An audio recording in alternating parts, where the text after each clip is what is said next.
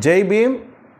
నేను సంగటి మనోహర్, వ్యవస్థాపక అధ్యక్షులు మహాజన రాజ్యం పార్టీ ఎంఆర్పి, మన ఓటు మన రాజ్యం మరియు జాతీయ కన్వీనర్ రాజ్యాంగ హక్కుల పరిరక్షణ సమితి ఆర్హెచ్పిఎస్.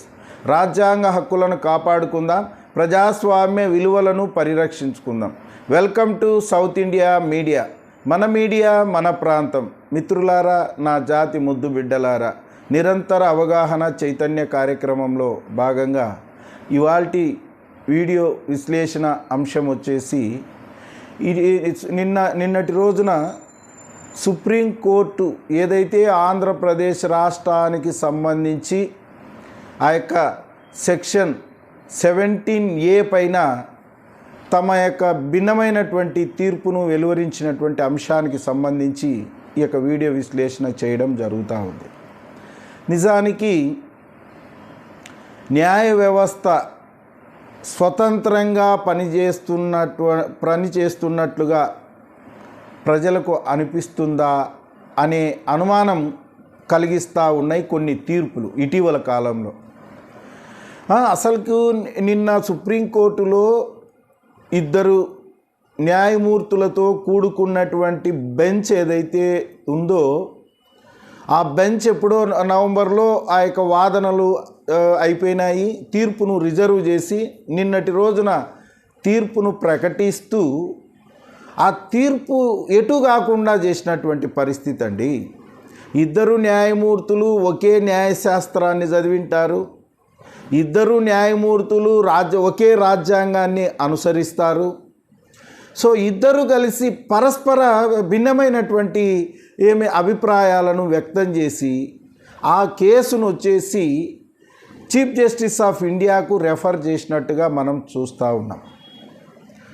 ఆ యొక్క స్కిల్ డెవలప్మెంట్ కేసులో అవినీతి నిరోధక చట్టంలో సెక్షన్ 17A అనేది అది ఐపీసీ సెక్షన్ కూడా కాదు. అది ఆ 17A అనేది ఏం సూచిస్తూ ఉంది అని అంటే 2018 తర్వాత ఈ 17A అనేది అవినీతి నిరోధక చట్టాన్ని సవరణ చేసి ఈ 17A తీసుకొచ్చినట్టుగా మనకు అర్థమవుతూ ఉంది.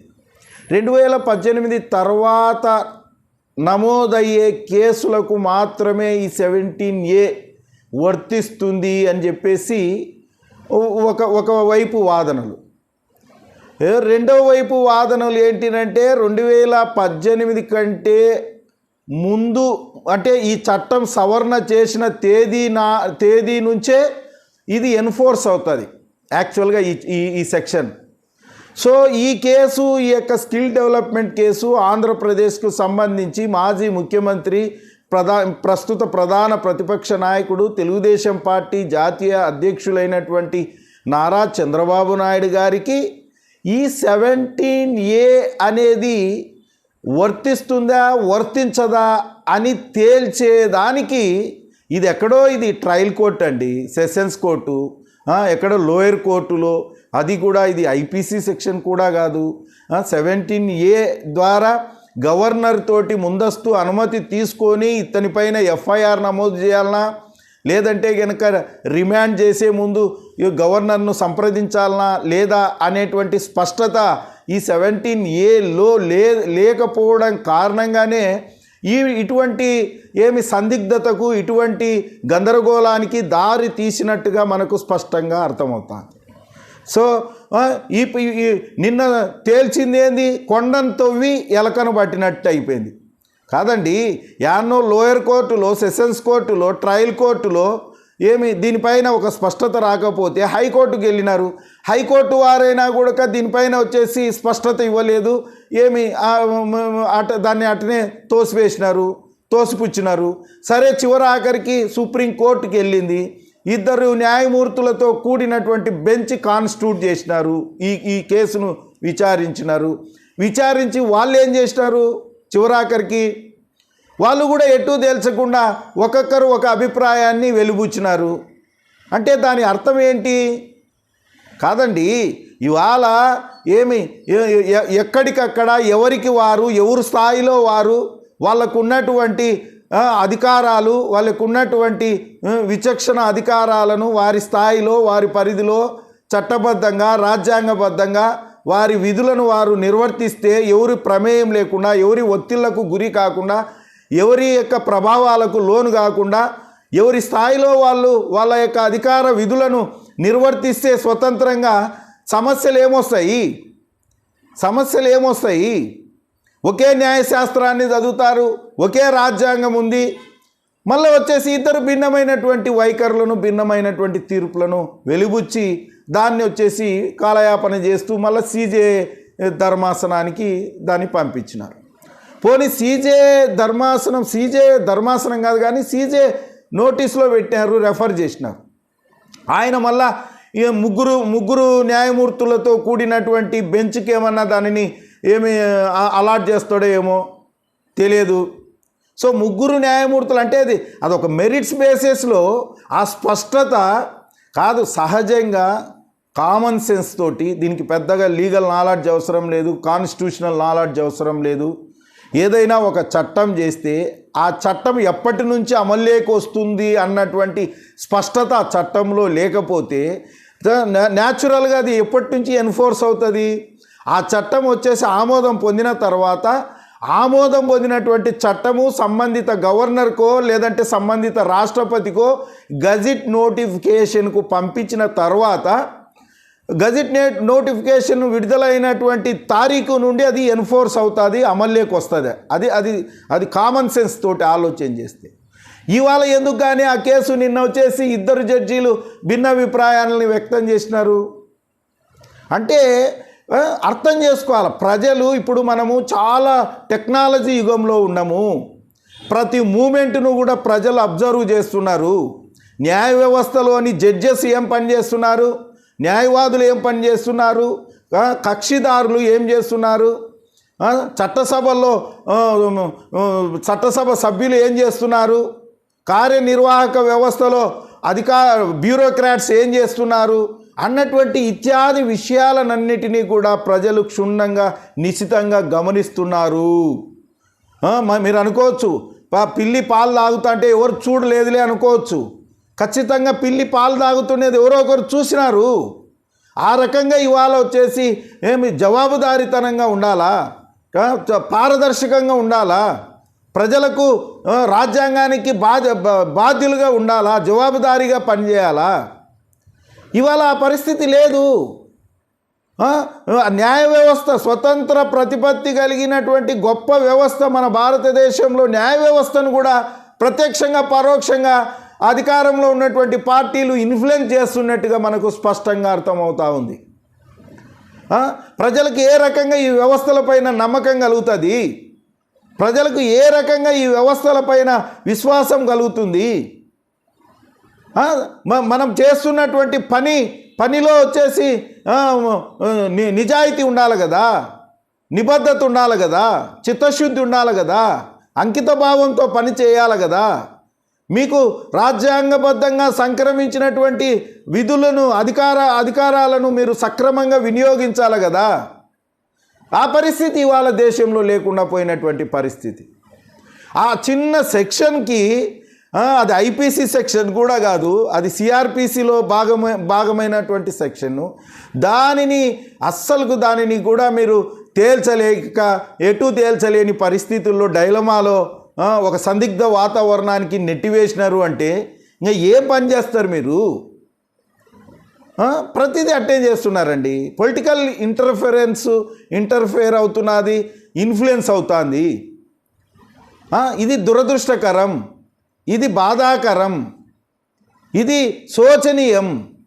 ఈ తరహా వ్యవహారము, ఈ తరహా నడవడిక, ఈ తరహా పనితీరు నిజంగా ప్రజల విశ్వాసాన్ని పెంపొందించేదిగా ఉండాలా? మీ వ్యవస్థల యొక్క గౌరవాన్ని పెంచే విధంగా ఉండాలా? వ్యవస్థల యొక్క ఔన్నత్యాన్ని మరింతగా పెంచే విధంగా ఉండాలా? మీ వ్యవస్థల యొక్క ఉనికిని, అస్తిత్వాన్ని, మనుగడను కాపాడుకునే విధంగా వ్యవస్థల్లోని వ్యక్తులు ఉండాలా?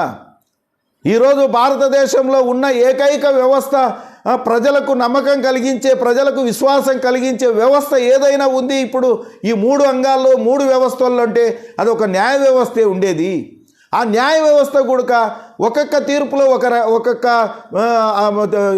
తీర్పు, ఒక్కొక్క కేసులో ఒక్కొక్క తీర్పు ఇస్తూ పోతే ప్రజలకు ఏ రకంగా విశ్వాసం కలుగుతుందండి? బిల్కీ బాను కేసులో ఏమి గుజరాత్ రాష్ట్ర ప్రభుత్వము వాళ్లకు క్షమాభిక్ష పెడితే సుప్రీంకోర్టు ఆ క్షమాభిక్షను మన రద్దు చేసింది. మరి ఆ బిల్కీ బాను కేసులో ఎవరైతే నిందితులు ఉన్నారో వాళ్ళు వచ్చేసి కనపడకుండా పోయినారు.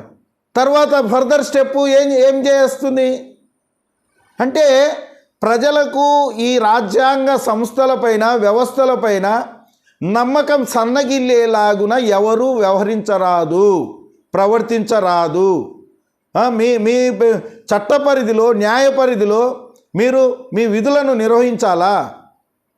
ఎన్నో త్యాగాలతోటి సాధించుకున్నటువంటి ఈ ప్రజాస్వామ్యాన్ని 10 కాలాల పాటు శాశ్వతంగా కాపాడుకునేటువంటి ప్రయత్నము ప్రతి ఒక్కరూ చేయాలా.